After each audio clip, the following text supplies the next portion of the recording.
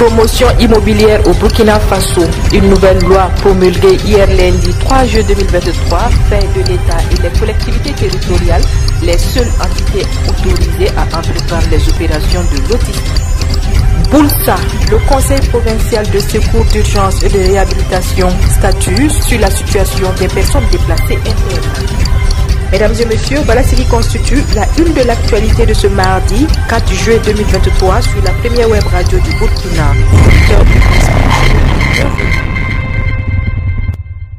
Le président de la transition, chef de l'État, le capitaine Ibrahim Traoré, a promulgué hier lundi 3 juillet 2023 la loi numéro 008-2023/ALT portant promotion immobilière au Burkina Faso. La nouvelle loi permet une redéfinition et un encadrement efficace de la promotion immobilière au Burkina Faso. Cette loi fait de l'État et les collectivités territoriales les seules entités autorisées à entreprendre les opérations de lotissement. Parmi les innovations, la nouvelle loi fixe à 5 hectares la limite des superficies aux fins de promotion immobilière. Cette disposition a notamment pour objectif de limiter l'extension spatiale des grandes villes comme Ouagadougou et Bobo-Dioulasso, de permettre un développement harmonieux du Burkina Faso, d'assurer une meilleure gestion des terres et de sauvegarder l'intérêt général. Elle prend désormais la dénomination de mutuelle du logement social. Avec l'adoption de la loi portant promotion immobilière au Burkina Faso, le gouvernement de la transition a voulu recadrer le secteur de l'immobilier et corriger les manquements de la loi de 2008. Le premier ministre burkinabé,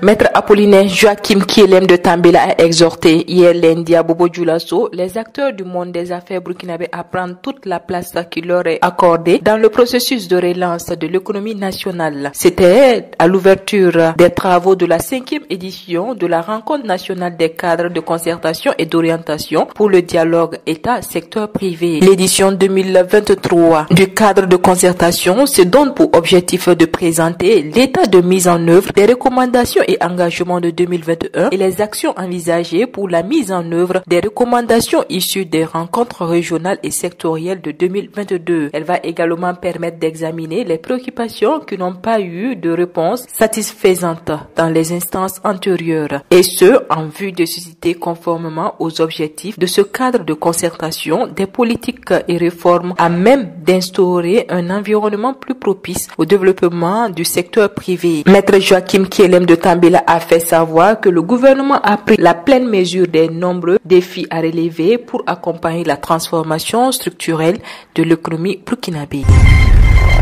Tout autre chose à présent, du 4 au 6 juillet 2023, la ville de Ouagadougou va vibrer au rythme de la première édition du Salon international de la synergie sûreté, sécurité de défense, SISDEF. Débuté ce mardi 4 juillet 2023, ce salon entend être un cadre de rencontre entre FDS et entreprises intervenant dans la sécurité. L'objectif est de parvenir à une synergie d'action entre les différents acteurs dans le cadre de la sécurité intérieure des États d'Afrique en général et du Burkina Faso en particulier. Elle se tient sous le thème « Quelle contribution de secteur privé dans la sécurisation intérieure des États ?» Restons avec les forces de défense et de sécurité pour parler des échanges entre le chef d'état-major de l'armée de terre avec les militaires de la 3e région militaire. Le mardi 27 juin 2023, le chef d'état-major de l'armée de terre a échangé avec les militaires de la 3e région militaire, garnison de Ouagadougou.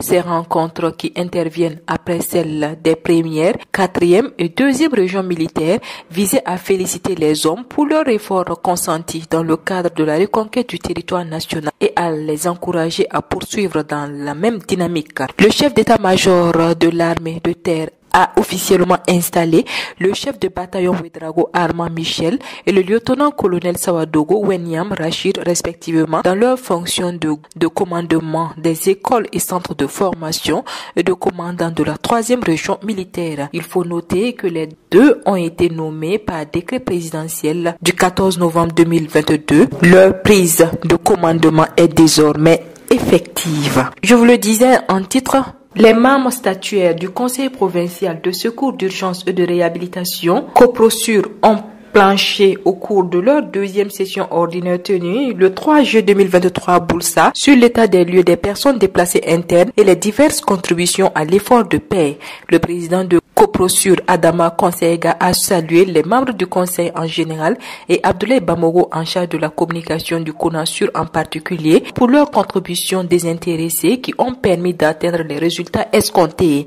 Selon le directeur provincial en charge de l'action humanitaire, 8335 sur 91 588 personnes déplacées internes enregistrées ont rejoint leur bercail respectif. Selon lui, si cette dynamique de retour au bercail se poursuit sur le terrain, il n'en demeure pas moins que des actions humanitaires à l'endroit des autres personnes déplacées internes en particulier et de la population en général. Il a précisé que les besoins alimentaires de juin à fin octobre 2023 ont estimé à plus de 2100 tonnes. Selon les médecins-chefs des districts sanitaires de Boulsa et de Tougouri, le plan d'action sanitaire est estimé à plus d'1 milliard de francs CFA. Cap à Koupela, où le nouveau ministre de l'Agriculture, des Ressources animales et halieutiques Ismaël Sombi a visité le lundi 3 juillet 2023 l'usine d'engrais située dans le village de Bassem-Poussin dans la province de Kouritenga. C'est ici que s'arrête l'actualité de ce mardi 4 juillet 2023 sur la première web radio du Burkina. Merci à vous qui nous avez suivis. L'actualité se poursuit sur www.radiob24.net et sur www.burkina24.com. Au revoir et à demain pour d'autres sessions d'information. Promotion immobilière au Burkina Faso. Une nouvelle loi promulguée hier.